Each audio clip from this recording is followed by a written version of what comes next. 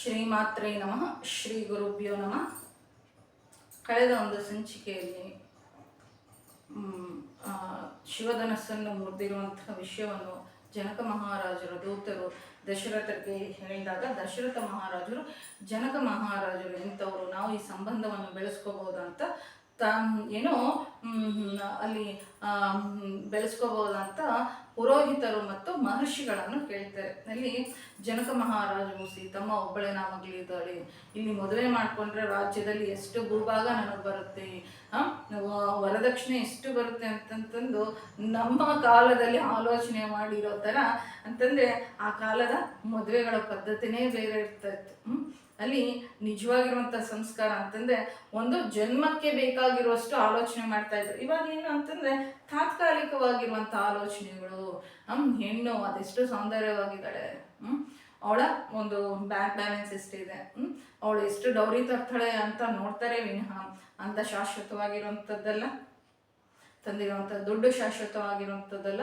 ಆದರೆ ತಂದೆ ತಾಯಿ ಕಲಿಸ್ಕೊಟ್ಟಿರುವಂಥ ಸಂಸ್ಕಾರ ಮಾತ್ರನೇ ನಮ್ಮನ್ನು, ನಮ್ಮ ಮನೆಯನ್ನು ಉದ್ಧಾರ ಮಾಡುತ್ತೆ, ಶಾಂತಿ ಮಾಡುತ್ತೆ ಅಂತ, ಶಾಂತಿಯಾಗಿರಿಸುತ್ತೆ ಅಂತ ಎಷ್ಟು ಜನ ಆಲೋಚನೆ ಮಾಡ್ತಾ ಇದ್ದೀವಿ ಅಂತ ನಾವಿಲ್ಲಿ ಆಲೋಚನೆ ಮಾಡ್ಕೊಬೇಕಾಗತ್ತೆ. ಮದುವೆ ಮಾಡ್ಕೊಳ್ಳೋ ಅಂಥವ್ರು ಹಾಗೂ ನಂತರ ಮದುವೆ ನಿರ್ಣಯಿಸೋ ಹಿರಿಯರು ಕೂಡ ಇದನ್ನು ನಾವು ಆಲೋಚನೆ ಮಾಡ್ಕೋಬೇಕು ಅಂತ ನಾನಿಲ್ಲಿ ತಿಳಿಸ್ಕೊಡ್ತಾ ಇದ್ದೀನಿ.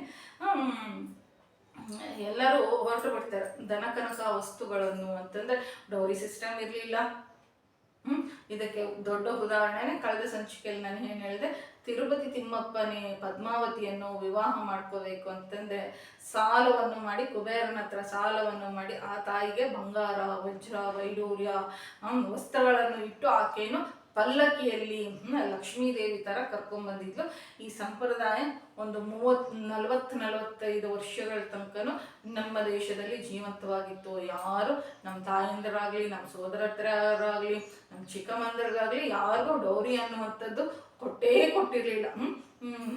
ಈಗಿನ ಥರ ಎಷ್ಟು ಡೌರಿ ಅಂತಂದರೆ, ಈ ಡೌರಿ ಅನ್ನುವಂಥ ಸಿಸ್ಟಮ್ ಬಂದೆ ಭ್ರೂಣದಲ್ಲಿ ಹೆಣ್ಣು ಮಕ್ಕಳನ್ನು ಹತ್ಯೆ ಮಾಡೋದಕ್ಕೆ ಮೂಲ ಕಾರಣ ಯಾವುದು ಅಂತಂದರೆ ಈ ಡೌರಿ ಸಿಸ್ಟಮ್ ಅಂತ ನಾವು ತಿಳ್ಕೊಬೇಕಾಗುತ್ತೆ. ಆದರೆ ಇವಾಗ ಹೊಟ್ಟೆಯಲ್ಲಿ ಗರ್ಭಸ್ಥ ಶಿಶು, ಪ್ರೆಗ್ನೆಂಟ್ ಲೇಡೀಸ್ಗೆ ಹೊಟ್ಟೆಯಲ್ಲಿರುವಂಥದ್ದು ಹೆಣ್ಣ ಗಣ್ಣ ಅಂತಂತಂದು ತಿಳಿಸದೆ ದೊಡ್ಡ ಅಪರಾಧ ಆಗುತ್ತೆ. ಆದರೆ ನಮ್ಮ ಚಿಕ್ಕಂದಿನಲ್ಲಿ ಈ ಥರ ಹೆಣ್ಣೋ ಗಣ್ಣೋ ಅಂತಂತ ಲಿಂಗವನ್ನು ನಿರ್ಧಾರ ಮಾಡಿ ಅದೆಷ್ಟು ಅಬಾರ್ಷನ್ಸ್ ಆಗಿದೆ ಅಂತ ಕಣ್ಣಾರ ನಮ್ಮ ಒಂದು ಇದು ನೋಡಿದ್ವಿ.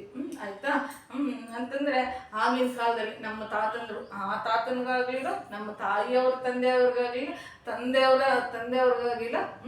9 ಜನ 10 ಜನ ಹೆಣ್ಮಕ್ಳು ಇರ್ತಾ ಇದ್ರು.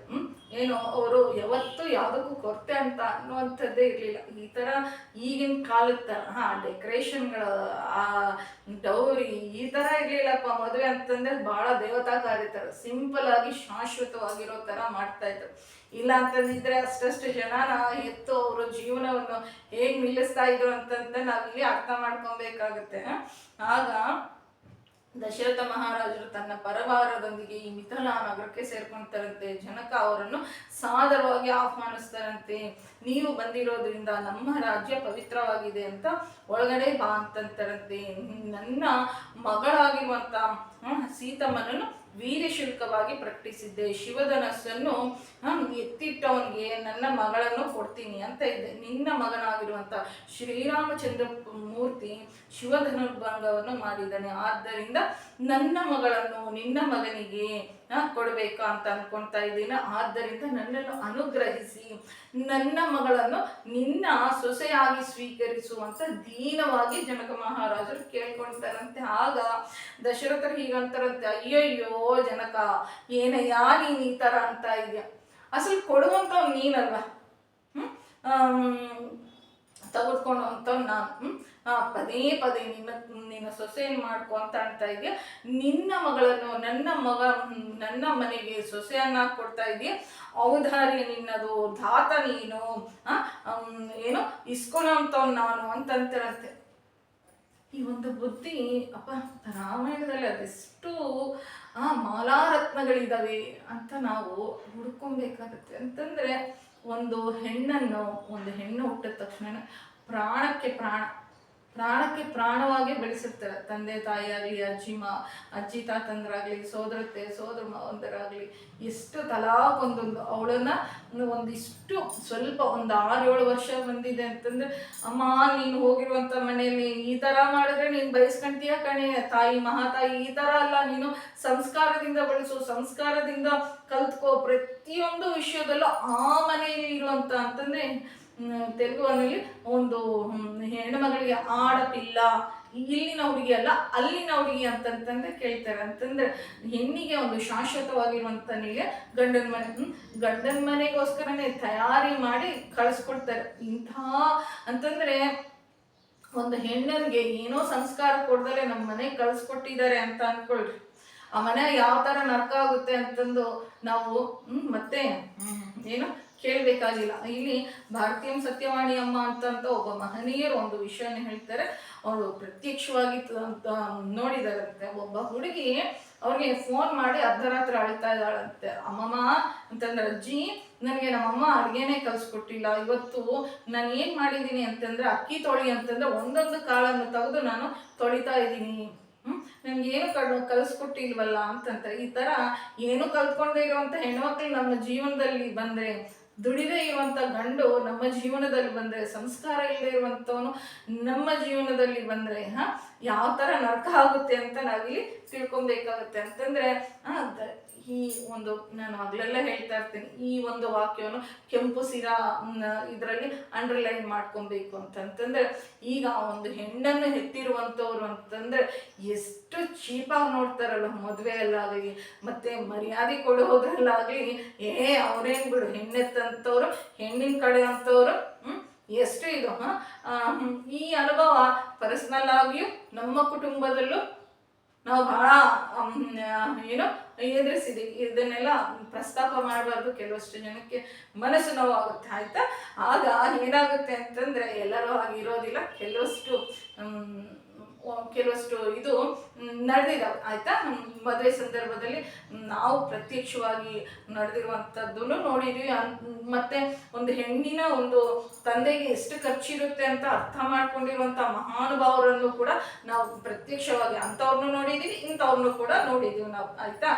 ಆಗ ಕೊಡುವಂಥವ್ ನೀನು ಪ್ರಾಣಕ್ಕೆ ಪ್ರಾಣವಾಗಿ ಬೆಳೆಸ್ಕೊಂಡಿರುವಂಥ ಮಗಳನ್ನು ಯಾರೋ ಗೊತ್ತಿಲ್ಲದೆ ಇರುವಂಥ ಅಂತಂದ್ರೆ, ಆ ಕಾಲದ ಒಂದು ಹೆಣ್ಣುಗಳನ್ನು ಹೊರಗಡೆ ಕಳಿಸ್ಬೇಕು ಅಂದ್ರೆ ಒಂದು 6 ವರ್ಷದ ಮಗುನಾದ್ರೂ ಪಕ್ಕದಲ್ಲಿ ಇಟ್ಟು ಕಳಿಸ್ಕೊಡ್ತೀವಿ. ಅಂಥ ಮಗಳನ್ನು ನಿನ್ನೆ ಮೊನ್ನೆ ನೋಡಿರುವಂಥ ಯಾರೋ ಒಬ್ಬನ ಅಯ್ಯನ ಕೈಯಲ್ಲಿ ಕಳಿಸ್ಕೊಡ್ತಾ ಇದ್ದಾರೆ ಅಂತಂದ್ರೆ, ಆ ತಾಯಿ ತಂದೆ ಒಂದು ತ್ಯಾಗಕ್ಕೆ ನಾವು ಏನಂತ ಹೇಳಬೇಕಾಗುತ್ತಲ್ವ. ಇದನ್ನು ನಾವು ಅರ್ಥ ಮಾಡ್ಕೊಬೇಕಲ್ವ. ಶಾಶ್ವತವಾಗಿ ಕಳಿಸ್ಕೊಡ್ತಾರೆ, ಎಲ್ಲವನ್ನು ಕಳಿಸ್ಕೊಟ್ಟು ಒಂದು ವೃಕ್ಷವನ್ನು ಎಲ್ಲವನ್ನು ಮಗಳಿಗೆ ಕಳಿಸ್ಕೊಟ್ಟಿರ್ತಾರೆ. ಆ ಮಗಳು ಈ ಮನೆಯಲ್ಲಿ ಏನೂ ಇದಾಗೋದಿಲ್ಲ, ಹೋಗಿರುವಂಥ ಮನೆಗೆ ಏನೋ ಶ್ರೇಯಸ್ಸನ್ನು ತರ್ತಾಳೆ ವಿನಃ ತವ್ರ ಮನೆಯಲ್ಲಿ ಏನೋ 8 ದಿನ ಬರ್ತಾಳೆ, ಅತಿಥಿಯಾಗಿರ್ತಾಳೆ, ಹೋಗ್ತಾ ಇರ್ತಾಳೆ. ಒಂದು ಕಾಂಪೌಂಡ್ನಲ್ಲಿ ಒಂದು ದೊಡ್ಡ ವೃಕ್ಷವನ್ನು ನೆಟ್ಟಿರ್ತೀವಿ, ಪಕ್ಕದ ಕಾಂಪೌಂಡ್ ಹೋಗಿ ಅಲ್ಲಿ ಫಲ ಬಿಡುತ್ತೆ. ಇದೇ ಅಲ್ವಾ ಹೆಣ್ಣಿನ ಜೀವನ. ಎಲ್ಲೋ ಕಲ್ತ್ಕೊಂಡು ಏನಪ್ಪ ವಿಚಿತ್ರ, ಹೆಣ್ಮಕ್ಳ ಜೀವನ ಅಂತಂದ್ರೇ ವಿಚಿತ್ರವಾಗಿರುತ್ತೆ. ಎಲ್ಲೋ ಹುಡ್ತಾಳೆ, ಯಾವುದೋ ಮನೆಗೆ ಸೇರ್ಕೊಳ್ತಾಳೆ, ಅದೇ ತನ್ನ ಶಾಶ್ವತವಾಗಿರುವಂಥದ್ದು ಅಂತಂಥದ್ದು. ಇಷ್ಟು ಕಾಲ ಹುಟ್ಟಿರುವಂಥ ತವ್ರ ಮನೆನೇ ಬಾಮ ಒಂದು 20 ದಿನ ಇದ್ದೋಗು ಅಂತಂದ್ರೆ, ಅಪ್ಪ ನಮ್ಮ ಅತ್ತ ಮಾವನ ಗತಿ ಏನು, ನಮ್ಮ ಗಂಡನ ಗತಿ ಏನು, ಅಲ್ಲಿ ಆ ಪರಿಸ್ಥಿತಿ ಹಂಗೋಗ್ಬಿಡುತ್ತೆ, ಹಿಂಗೋಗ್ಬಿಡ್ತಿದ್ರೆ ನಿಮ್ಮ ಮನೆಗೆ ಕರಿತೀಯ, ನಮ್ಮ ಮನೆ ಅಲ್ಲ ನಿಮ್ಮ ಮನೆಗೆ ಕರಿತೀಯ, ನಮ್ಮ ಮನೆ ಪರಿಸ್ಥಿತಿ ಏನು ಅನ್ನುವಂಥ ಎಷ್ಟು ಚೇಂಜ್ ಆಗಿಬಿಡ್ತಾರೆ. ಅದೆಷ್ಟು ಕೆಪಾಸಿಟಿ ಹೆಣ್ಣು ಮಕ್ಕಳಿಗಿದೆಯಪ್ಪ ಅಂತಂತಂದ್ರೆ, ಸೃಷ್ಟಿನೇ ಭಾಳ ವಿಚಿತ್ರ, ಜಗನ್ಮಾತೆ ಆಟನೇ ಭಾಳ ವಿಚಿತ್ರ ಅಂತ ನಾವಿಲ್ಲಿ ತಿಳ್ಕೊಬೇಕಾಗುತ್ತೆ. ನೋಡು, ನೀವು ದಶರಥ ಮಹಾರಾಜರು ಹೇಳ್ತಾ ಇದ್ದಾರೆ, ನೀನು ಇಷ್ಟು ದಿನವಾಗಿ ಹಗಲೆಲ್ಲ ನೀನು ನಿನ್ನ ಸೊಸೆಯನ್ನು ಮಾಡ್ಕೋ ಅಂತ ಇದೆಯಾ. ನಮ್ಮ ಮನೆಗೆ ಇಷ್ಟು ಸಂಸ್ಕಾರವಂತವಾಗಿರುವಂಥ ಸೌಂದರ್ಯ ರಾಶಿಯನ್ನು ಕೊಡ್ತಾ ಇರುವಂಥ ಔದಾರ್ಯ ನಿನ್ನದು. ನೀನೇ ದಾತ ಅಂತಂದ್ರೆ ದಾನ ಮಾಡ್ತಾ ಇರುವಂಥ ನೀನು, ಕನ್ಯಾದಾನ ಮಾಡ್ತಾ ಇರುವಂಥ ನೀನು, ತಗೊಳ್ತಾ ಇರುವಂಥ ನೀನು. ನಿನ್ನ ಕೈ ಮೇಲಿದೆ, ನನ್ನ ಕೈ ಕೆಳಗಿದೆ, ಅದಕ್ಕಾಗಿ ಇಂಥ ಮಾತನ್ನ ನೀನು ಮಾತಾಡ್ಕೊಡ್ದು. ನಾವು ಎಷ್ಟು ಜನ ಪರೀಕ್ಷೆ ಆತ್ಮ ಇದು ಮಾಡ್ಕೊಬೇಕು, ನಮಗೆ ನಾವು ಪ್ರಶ್ನೆ ಮಾಡ್ಕೋಬೇಕು. ನಮ್ಮ ಸೊಸೆ ಏನಾದರೂ ಒಳ್ಳೇದನ್ನು ಮಾಡಿದಾಳೆ ಅಂತಂದ್ರೆ ತಂದೆ ತಾಯಿ ಚೆನ್ನಾಗಿ ಬೆಳೆಸಿದಾರಪ್ಪ ಅಂತಂದು ನಾವು ಅಪ್ರಿಷಿಯೇಟ್ ಎಷ್ಟು ಜನ ಮಾಡ್ತೀವಿ ಅಂತ ನಾನಂತೂ ಹುಟ್ಟಿದಾಗಿಂದ ಈ ಒಂದು ಸನ್ನಿವೇಶ ನೋಡಬೇಕು ಅಂತ ಅನ್ಕೊಂತೀನಿ. ಯಾರೂ ಇಲ್ಲಪ್ಪ, ಬರೀ ಬೈಯೋದೇ ಆಗ್ಬಿಟ್ಟಿದೆ. ಹೆಂಗ್ ಕಲಿಸ್ಕೊಟ್ಟಿದ್ದಾರೆ ನಿಮ್ಮ ಅಪ್ಪ ನಿಮ್ಮಮ್ಮ, ಹೆಂಗ್ ಕಲಿಸ್ಕೊಟ್ಟಿದ್ದಾರೆ, ಹಂಗ್ ಮಾಡ್ಬೇಕು ಹಿಂಗ್ ಮಾಡ್ಬೇಕು ಅನ್ನುವಂಥದ್ದೇ ವಿಷಯ. 100 ಒಳ್ಳೇದನ್ನು ಮಾಡಿ ಏನೋ ಒಂದು ಚಿಕ್ಕ ತಪ್ಪನ್ನು ಮಾಡಿದ್ರು ಆ ಹೆಣ್ಣಿನ ವಂಶವನ್ನೆಲ್ಲ ಬೆಳೆದು ಬಿಡ್ತಾರೆ. ಆದ್ರೆ ಹೆಣ್ಣೆತ್ತಂತವ್ರಿಗೆ ಈ ತರ ಮಾತಾಡ್ಕೊಂಡ್ರೆ ಅಂತಂದ್ರೆ ದಾಯಾದಿ ಅಂತಂದ್ರೆ ಬೀಗರ ನಡುವೆ ಇಂಥ ಅಂಡರ್ಸ್ಟ್ಯಾಂಡಿಂಗ್ ಇದ್ರೆ ಮಕ್ಕಳು ಯಾಕೆ ಕಿತ್ತಾಡ್ಕೊಳ್ತಾರಲ್ವ? ಮಕ್ಕಳು ಕಿತ್ತಾಡ್ಕೊಳೋದಕ್ಕೆ ಮೈನ್ ಕಾರಣ ಏನಂತಂದ್ರೆ ದೊಡ್ಡವರೇ ಆಗಿರ್ತಾರೆ ಬಹಳ ಕಾಲ. ಅವ್ರಿಗೂ ಯಾವ ಜಗಳನೇ ಇರೋದಿಲ್ಲ. ನಿಮ್ಮಪ್ಪ ನಮ್ಮಪ್ಪನ ಹಿಂಗಂದ್ರು, ನಿಮ್ಮಮ್ಮ ನಮ್ಮಮ್ಮನ ಈ ತರ ನೀವು ಮರ್ಯಾದೆ ಕಡಿಮೆ ಮಾಡೋದು ಇದೇ ಜಗಳ ಆಗಿರುತ್ತೆ ವಿನ ಮತ್ತೊಂದಿಲ್ಲ ಅಂತ ನಾನು ಇಲ್ಲಿ ಹೇಳೋದಕ್ಕೆ ಇಷ್ಟಪಡ್ತೀನಿ. ಏನು ಈ ತರ ನಾನು ಎಷ್ಟು ಒಳ್ಳೆಯದಾಗಿರುವಂತ ಅಂತಂದ್ರೆ ಒಬ್ಬ ಜ್ಞಾನಿಗೆ ಮತ್ತೊಬ್ಬ ಜ್ಞಾನಿ ಅಂತಂದ್ರೆ ಜ್ಞಾನಿಯಾಗಿರುವಂತ ಜನಕ ಮಹಾರಾಜರು, ಜ್ಞಾನಿಯಾಗಿರುವಂತ ದಶರಥ ಮಹಾರಾಜರು ಏನು ಬೀಗರಾಗಿರೋದ್ರಿಂದ ಎಷ್ಟು ಅರ್ಥಗರ್ಭಿತವಾಗಿರುವಂತ ಮಾತನ್ನು ಮಾತನಾಡ್ತಾ ಇದ್ದಾರೆ. ರಾಮಾಯಣದಲ್ಲಿ ಯಾವುದೇ ಒಂದು ವಿಷಯ ತಗೊಂಡ್ರು ಅಲ್ಲಿ ನಾವು ಕಲ್ತ್ಕೊಳೋದಕ್ಕೆ ಬಹಳನೇ ಇರುತ್ತೆ.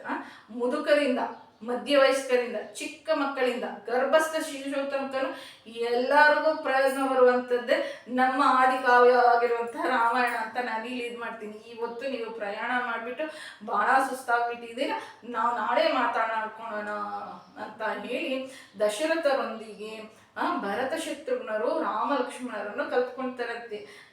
ಇಷ್ಟು ದಿನ ವಿಶ್ವಾಮಿತ್ರರೊಂದಿಗೆ ನಡೆದಿರುವಂತ ಪ್ರಯಾಣದ ಬಗ್ಗೆ ಈ 4 ಜನ ಸಂತೋಷವಾಗಿ ಮಾತನಾಡ್ಕೊಳ್ತಾ ಇದ್ದಾರಂತೆ.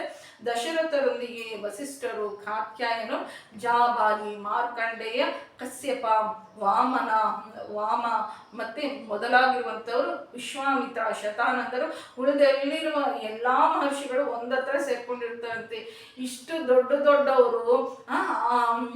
ದೊಡ್ಡವರೊಂದಿಗೆ ಆ ರಾತ್ರಿ ಮಿಥಿಲಾ ನಗರ ಏನು ಪ್ರಕಾಶಮಾನವಾಗಿ ಬೆಳೀತಾ ಇದೆ ಅಂತಂದ್ರೆ ಅವ ಮಾರ್ಕಂಡೇಯರಂತೆ, ಚಿರಂಜೀವಿಗಳಾಗಿರುವಂತ ಮಾರ್ಕಂಡೇಯರು, ಕಾತ್ಯಾಯನ ಮಹರ್ಷಿಗಳು, ಅಮ್ಮನವರೇ ಮಗಳಾಗಿ ಬಂದಿರುವಂತ ಕಾತ್ಯಾಯನ ಮಹರ್ಷಿಗಳು, ವಸಿಷ್ಠ ಮಹರ್ಷಿಗಳು ಅಂತಂದ್ರೆ ಇಕ್ಷ್ವಾಕು ವಂಶಕ್ಕೆ ಏನೋ ಕುಲಪುರೋಹಿತರು. ವಿಶ್ವಾಮಿತ್ರರ ಬಗ್ಗೆ ಮೊನ್ನೆನೆ ಒಂದೆರಡು ಸಂಚಿಕೆ ಕೆಳಗಡೆನೆ ತಿಳಿಸ್ಕೊಟ್ಟಿದ್ದೆ. ಮತ್ತೆ ಶತಾನಂದರು, ಗೌತಮ ಮಹರ್ಷಿಯ ಒಂದು ಪುತ್ರರಾಗಿರುವಂತಹ ಶತಾನಂದರು, ಇಷ್ಟು ಜನ ತಪಸ್ವಿಗಳು ಅವತ್ತು ಸೇರ್ಕೊಂಡು ಅಯೋಧ್ಯ ನಗರ ಹೇಗಾಗಿರುತ್ತೆ ಅಂದ್ರೆ ಕಳೆದ ಒಂದು ಜನವರಿಯಲ್ಲೇ ಮಹಾಕುಂಭ ಮೇಳ ನಡೀತು. ಅಲ್ಲಿ ಬಂದಿರುವಂಥ ಸಾಧುಗಳು ಅದೆಷ್ಟು ಜನ ಬಂದು ಒಂದೇ ಕಡೆ ಸೇರಿದ್ರೆ ನಾವು ಎಷ್ಟು ಪವಿತ್ರವಾಗಿ ಇದು ಮಾಡ್ತಾ ಇರ್ತೋ. ಆ ಮಿಥಿಲಾ ನಗರಕ್ಕೆ ಒಂದು ಕ್ಷಣ ಆದ್ರೂ ಟೈಮ್ ಟ್ರಾವೆಲಿಂಗ್ ಅಂತ ಇದ್ದಿದ್ರೆ ನಾನು ಹೋಗಿ ಬರಬೇಕು ಅಂತ ಈ ಘಟ್ಟ ಪ್ರಸ್ತಾಪ ಮಾಡಬೇಕಾದ್ರೆ ಪ್ರತಿ ಸರಿ ನನ್ನ ಮನಸ್ಸು ಏನು ಅನ್ಸುತ್ತೆ ಅಂತ ಕಣ್ಣು ರೆಪ್ಪೆ ಹೊಡೆಯಷ್ಟಾದ್ರೂ ಅಲ್ಲಿ ನಾವು ಹೋಗಿ ಬಂದಿದ್ದಿದ್ರೆ, ಆ ಮಹನೀಯರ ಒಂದು ದರ್ಶನ ಮಾಡ್ಕೊಂಡು ಬಂದಿದ್ದಿದ್ರೆ, ಆ ದರ್ಶನ ಮಾಡ್ಕೊಳೋದಲ್ಲ, ಅಲ್ಲಿರುವಂಥ ಆ ಭೂಮಿಯಲ್ಲಿರುವಂಥ ಮಣ್ಣನ್ನು ತೆಗೆದು ಶಿರಸ್ಸಿನ ಮೇಲೆ ಹಿಂಗೆ ಅಂದ್ಕೊಂಡ್ರೆ ಸಾಕಲ್ಲ ಅಂತ ಅನ್ನಿಸ್ತಾ ಇರುತ್ತೆ.